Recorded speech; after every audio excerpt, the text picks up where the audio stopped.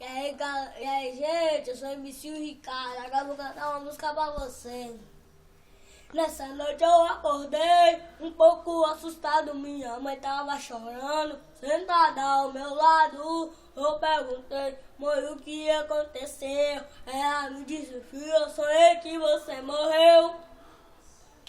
Ô mãe, me conta como foi esse seu sonho. Eu quero saber logo pra eu não me preocupar, porque lá na favela tá rolando um boato tão estranho, uma fé que tão querendo me matar.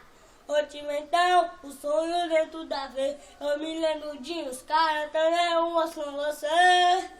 Eu falando que ele estava enganado, não entrou em estavam a pegar o cara errado. E eu dizia, silêncio por favor, eu tiro minha vida porque eu sou trabalhador. Sou filho único e seria uma covardia, porque se eu morrer, minha mãe fica sozinha. Mas eles não te deram misericórdia, meu filho, e atiraram pra valer. Aí então, acordei no desespero, e minha feita voz pra ver como tá você.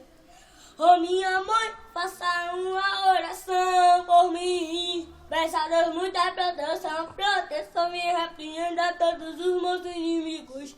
Diante de Deus, todos eles cairão.